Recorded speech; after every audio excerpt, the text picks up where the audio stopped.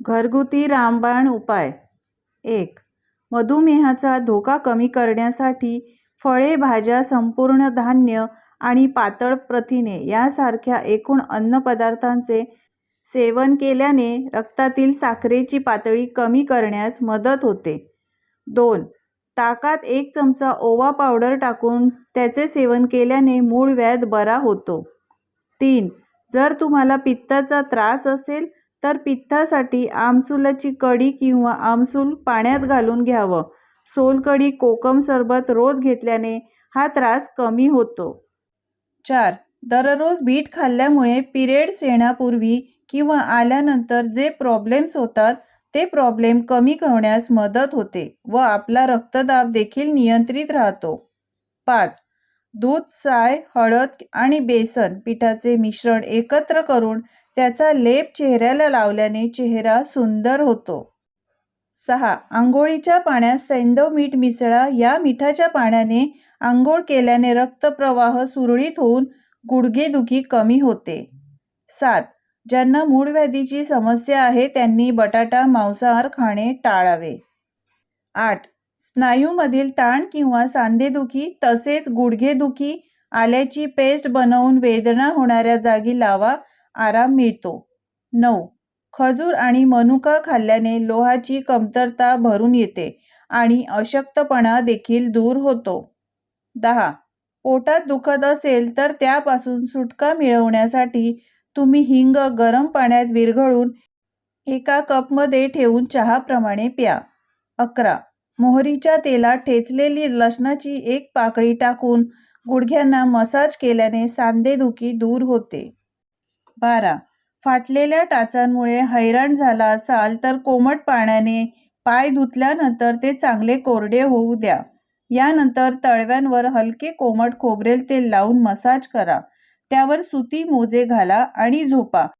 सकाळी त्यांना साध्या पाण्याने धुवा. 12. लिंबू आणि मधाचे पाणी वजन कमी करण्यास मदत करते. यासाठी तुम्ही सकाळी उठल्यानंतर 1 ग्लास कोमट पाण्यात पाव तुकडा लिंबाचा रस मिक्स करा आणि त्यात 1 चमचा मध घालावे. याचे रोज सेवन केल्याने वजन लवकर कमी होण्यास मदत मिळते. तसेच लिंबू आणि मध हे पचनक्रिया डिटॉक्स करण्यासाठीही उत्तम ठरते. 14. जर तुमचे केस वेगाने गळत असतील तर ते थांबवण्यासाठी तुम्ही भोपळ्याच्या बिया खा. 15. दररोज कलिंगडच्या बिया खाल्ल्याने रोगप्रतिकारक शक्ती आणि हृदयाचे आरोग्य वाढते. शिवाय रक्तातील साखरेची पातळी नियंत्रित राहते. 16. जर एखाद्याचे बीपी कमी असेल आणि त्याला चक्कर येत असेल, अशक्त वाटत असेल, हातपाय थरथरत कापत असतील तर त्याला लगेच साखर आणि मीठ मिक्स करून द्या.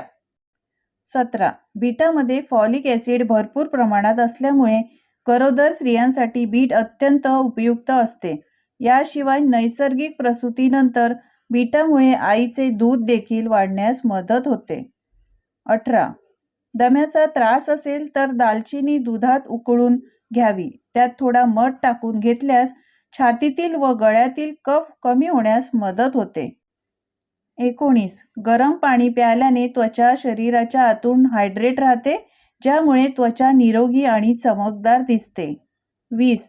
शरीर निरोगी राहण्यासाठी अधिक गडद रंगाच्या हिरव्या भाज्यांचे सेवन करणे, जसे ब्रोकोली, पालक आणि इतर गडद भाज्या. तुमच्या आहारात जास्त लाल किंवा केशरी भाज्या जसे की गाजर, टोमॅटो, रताळे आणि शेंगा यांचा समावेश करावा. 21. कापसाचा 1 बोळा थंड दुधामध्ये भिजवा. तो कापूस 20 ते 30 मिनिटं डोळ्यावर ठेवा. त्यामुळे डोळ्याखाली आलेली काळी वर्तुळे म्हणजेच डार्क सर्कल्स कमी होतील. 22. गाजरांमध्ये फायबरचे प्रमाण जास्त असते, त्यामुळे ते आतड्यांच्या हालचालीवर नियंत्रण ठेवते आणि बद्धकोष्ठता दूर करते. तसेच गाजर हे व्हिटॅमिन ए चा उत्कृष्ट स्रोत आहे, जो डोळ्यांच्या आरोग्यासाठी आणि चांगल्या दृष्टीसाठी देखील खूप फायदेशीर आहे. 22. बीट खाल्ल्यामुळे आपल्या शरीरातील वाईट कोलेस्टेरॉल कमी होण्यास मदत होते व आपल्या शरीरातील हिमोग्लोबिनचे प्रमाण सुद्धा वाढण्यास मदत होते. 24. केळीमध्ये पोटॅशियम, मॅग्नेशियम, फायबर, व्हिटॅमिन बी हे 4ही महत्त्वाचे पोषक तत्व आढळतात. ज्याचे सेवन केल्याने ऊर्जा तर मिळतेच, पण माणसाला थकवाही जाणवत नाही. 25. आवळा पावडर व धण्याचे दाणे रात्री एका ग्लासभर पाण्यात भिजवून ठेवावे व सकाळी हेच पाणी गाळून प्यावे. यामुळे सकाळी उठल्यावर जाणवणारा थकवा व मळमळ होण्यास दूर होते. संपूर्ण व्हिडिओ पाहिल्याबद्दल मनापासून धन्यवाद. टिप्स जर वरील तुम्हाला आवडल्या असतील तर लाईक करा आणि अशाच नवीन टिप्स पाहण्यासाठी चॅनलला सबस्क्राईब करा. धन्यवाद.